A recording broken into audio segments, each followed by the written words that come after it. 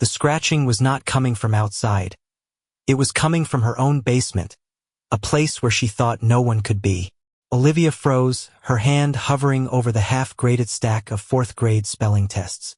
The farmhouse was old, a 1940s structure that groaned under the weight of the Saskatchewan winter, but this sound was distinct. It was rhythmic, deliberate, and sharp, like metal dragging across the reinforced wood of the cellar door. Outside, the prairie wind howled, whipping snow against the siding in a blinding white sheet, burying the world in silence. But inside, the house was agonizingly quiet, amplifying that dry, raspy scrape. Scritch, scritch, scritch. She stood up, the chair legs shrieking against the linoleum, and the scratching stopped instantly. Olivia's heart hammered against her ribs. She was a rational woman, a teacher who explained the world through logic and facts.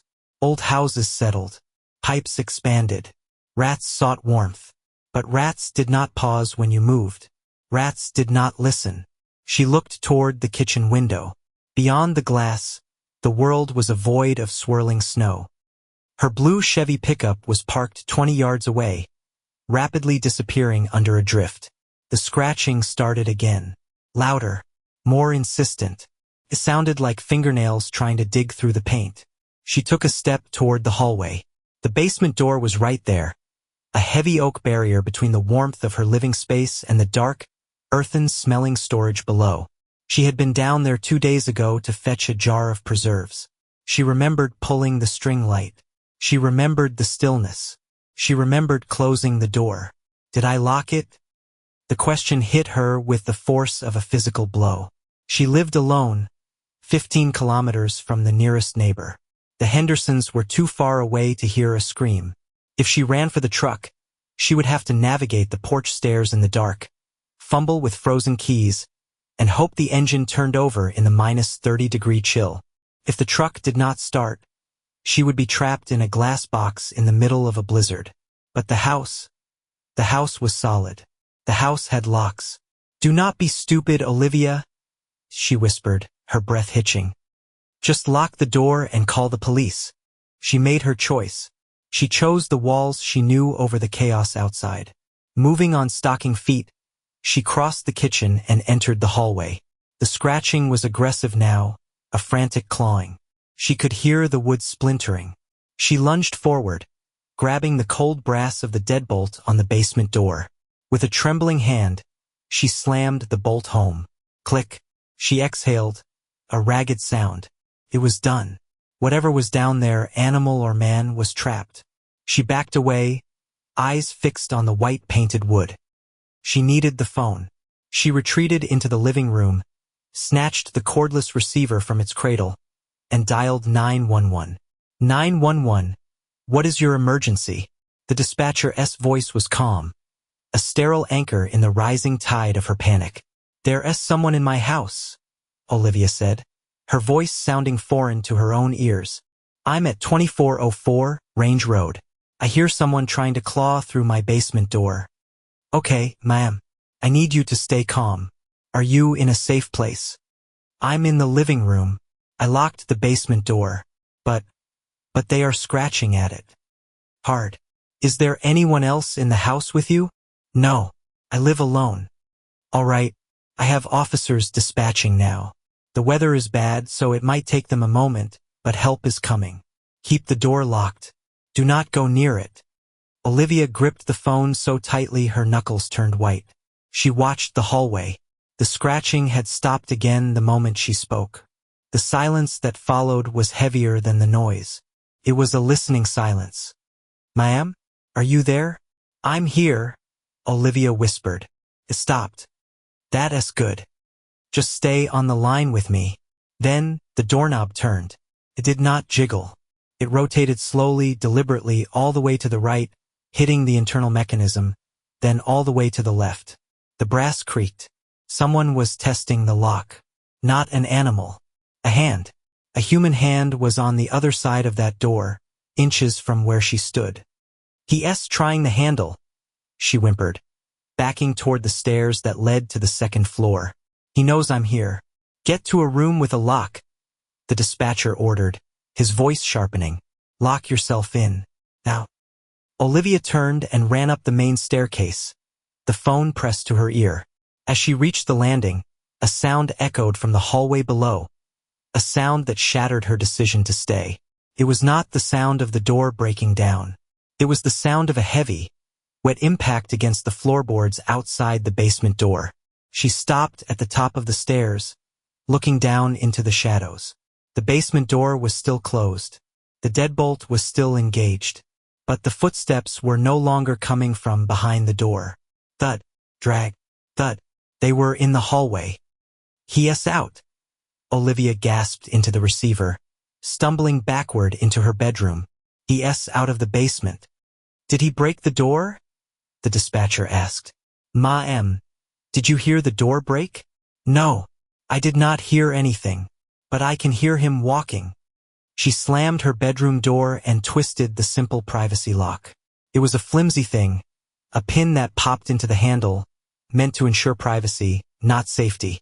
She dragged her heavy oak dresser across the floor, the wood shrieking in protest, and jammed it against the door. Then she retreated to the far corner of the room, curling into a ball between the bed and the wall. Okay, Olivia, listen to me. The officers are about 20 minutes out. The roads are drifting over. I need you to stay as quiet as possible. 20 minutes.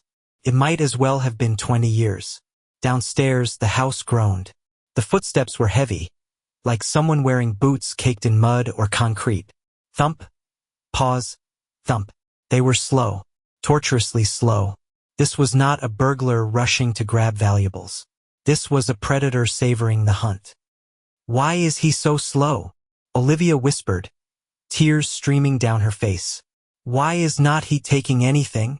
Do not focus on him, the dispatcher said, his voice soothing but tense. Focus on my voice. Tell me about the room you re in. Is there a window? Yes, but it opens to the porch roof. That's icy.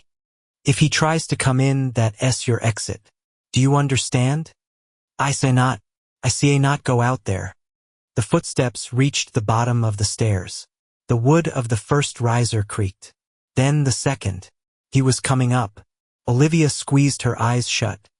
She tried to visualize the layout of her own home to find a logic to this nightmare. The basement had no other exit. The small windows were barred with iron grates she had installed herself years ago. The only way out was the door she had locked. If the door was not broken, how did he get into the hallway? Had he been in the living room the whole time? Had she locked herself in with him? He's on the stairs, she sobbed. Oh God, he's coming up the stairs. Is your bedroom door solid wood? Yes, it's old. Good. Keep the barricade tight. Do not make a sound. The footsteps stopped on the landing. The silence stretched, vibrating with malevolence. Olivia held her breath, her lungs burning. She could feel his presence just beyond the wood. She imagined him standing there, a faceless figure in the dark, dripping melting snow onto her hardwood floors. Then, a sound came from the bottom of the bedroom door, a deep, wet sniffing sound, like a large dog trying to catch a scent. Sniff, sniff. He's smelling the door, she whispered, her voice barely audible. Yes, right there. Officers are passing the highway turnoff, the dispatcher said. They are 10 minutes away. Hang on, Olivia. Suddenly, the sniffing stopped. A heavy weight leaned against the door. The wood groaned, and the dresser she had pushed against it shifted an inch across the floor. Olivia screamed, a short, sharp sound she could not suppress. Open up, Olivia, a voice said. It was not the dispatcher. It came from the hallway, but it did not sound like a man. It sounded like a recording of a man, played back at the wrong speed. Too deep, grinding, lacking the cadence of life. Who are you? She screamed at the door. What do you want? Open up. The doorknob rattled violently. The lock held, but the frame shuddered. Then came the blow. A massive impact shook the entire wall. Plaster dust drifted down from the ceiling. He's breaking it down. Olivia shrieked into the phone. He's breaking it down. Where are they? Where are they? They re-coming. Olivia, go to the window. Get out on the roof. I see a knot. The latch is frozen. She clawed at the window latch, her fingernails tearing against the painted metal. It would not budge. The ice storm had sealed the house shut. She was trapped in a box, and the lid was being pried open. Another impact. The wood around the lock splintered. A crack appeared in the panel. Through the fissure, she did not see light. She saw darkness. Absorbent, shifting darkness. Please, she begged the phone. Please tell them to hurry. Stay with me, Olivia. Talk to me.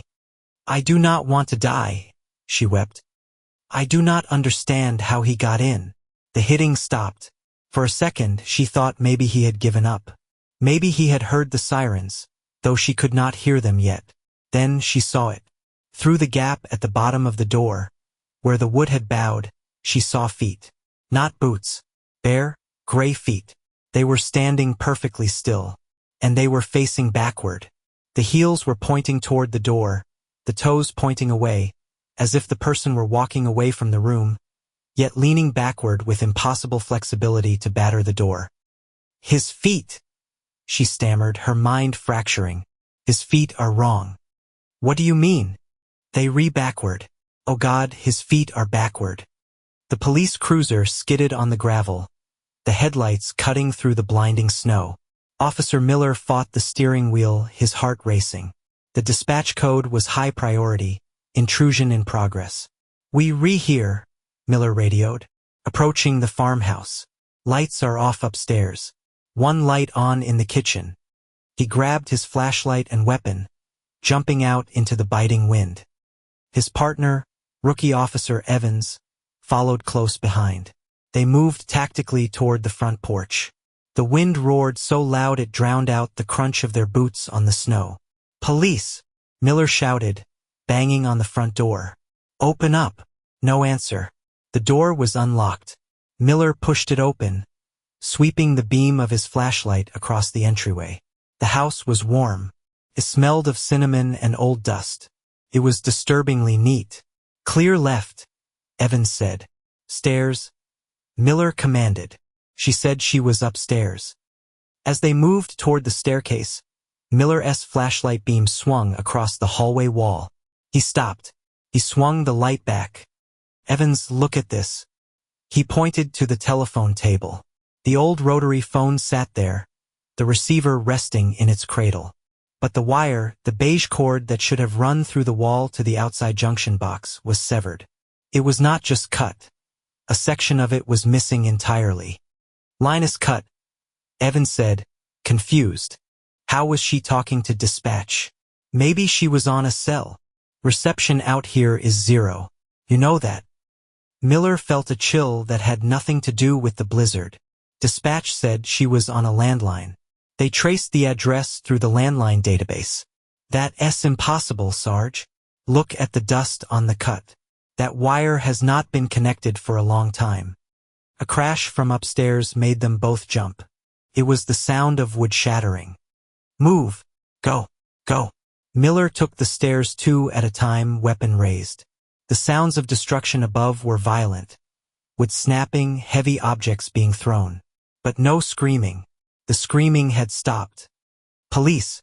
Drop it! Miller roared as he crested the landing. The hallway was empty. The door to the master bedroom was decimated. It hung off its top hinge, the center panel punched through as if by a battering ram. Splinters covered the floor. The dresser that had been used as a barricade was overturned, thrown across the room as if it weighed nothing. Miller stormed into the room, sweeping the corners. Clear. Clear. Evans echoed from the doorway. The room was empty. The window was still sealed shut, painted over and frozen with ice. There was no way out. The closet was empty. Under the bed, empty. Where is she? Evans whispered, his voice trembling. We heard the crash. We were right there. Miller walked to the broken door. He looked at the damage. The wood was bent outward. Sarge, Evans said, pointing to the doorframe. Look at the splinters. Miller looked. The door had not been kicked in from the hallway. The jagged edges of the wood pointed out into the hall. The dresser had been thrown away from the door, towards the bed. It was broken from the inside, Miller said, the realization settling like ice in his stomach. She did not lock someone out. Something, broke out. But she was the one calling for help. Evans argued. She said he was breaking in. Miller looked at the phone jack on the bedroom wall. There was no phone connected to it. Just an empty socket. Check the basement, Miller ordered, his voice grim. She said it started in the basement. They moved back down the stairs in silence. The house felt heavy, as if the air pressure had dropped. Every shadow seemed to stretch toward them. They reached the kitchen hallway. The basement door stood before them. It was pristine white wood, unmarked, untouched, and it was locked. Miller tried the handle. It would not turn. He knelt down and looked at the deadbolt. It was engaged. He could see the brass bolt sitting deep in the strike plate. "It's locked," Evans said. "If the intruder came up, how did he lock it behind him?" "He did not," Miller said. He raised his boot and kicked the door once, twice. The lock held. "Ram it." Together, they slammed their shoulders into the door. On the third try, the frame gave way with a loud crack. The door swung open into pitch darkness. The smell of damp earth and rot billowed up to meet them. "Police!" Miller shouted down the stairs. "Come out with your hands up." Silence. They descended slowly, the wooden steps creaking under their weight. Miller's flashlight cut through the gloom. The basement was cluttered. Boxes of old clothes, gardening tools, a workbench. "Over there," Evans choked out.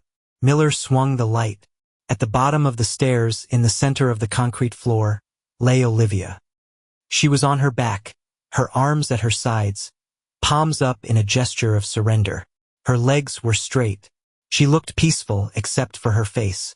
Her eyes were wide open, staring up at the ceiling rafters, frozen in an expression of absolute, mind-shattering terror.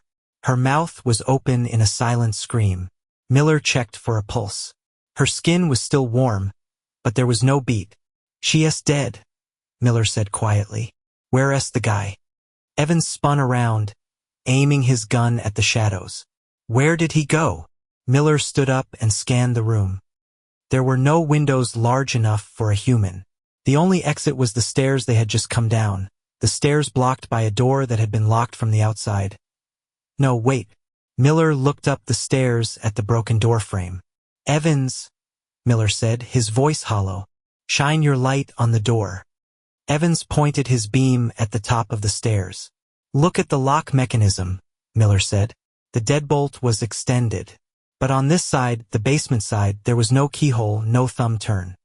It was a one-sided deadbolt, designed to be locked only from the kitchen hallway. "She locked it from the kitchen," Miller said. "Then she went upstairs. Then she died." "So how did her body get down here?" Evans asked, panic rising in his chest. "Sarge, there's no other way down. If the door was locked, nothing could have carried her down here without unlocking it." Miller looked at the dust on the floor. A thick layer of gray dust covered the concrete. His and Evans' boots had left clear, disturbed tracks from the stairs to the body. But around Olivia, the dust was undisturbed.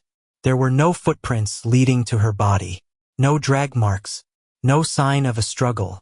It was as if she had materialized there, or floated down through the floorboards. "And the phone," Miller muttered, thinking of the cut wire. Who was she talking to? He looked down at Olivia's hands. Her right hand was clenched tight. "Bag it," Miller said, pointing to her hand. "Open it." Evans knelt down and pried Olivia's rigid fingers open. A small object rolled out onto the dusty concrete. It was an old, rusted iron key. The skeleton key to the original 1940s lock on the basement door. A lock that had been painted over and sealed shut for decades. Miller looked at the door at the top of the stairs, then back at the woman who had died of fear without a single mark on her body. "Sarge," Evans whispered, backing away. "The dispatch log. She said the scratching was coming from inside the basement. Yeah, but if she locked the door from the kitchen, and the dust is undisturbed, we leaving, Miller said abruptly. Now, do not touch anything else. We wait for the coroner outside. As they retreated up the stairs, leaving the body in the dark, Miller took one last look. The flashlight beam caught Olivia's face. For a fleeting second, the shadows played a trick on his eyes. It looked like her expression had changed.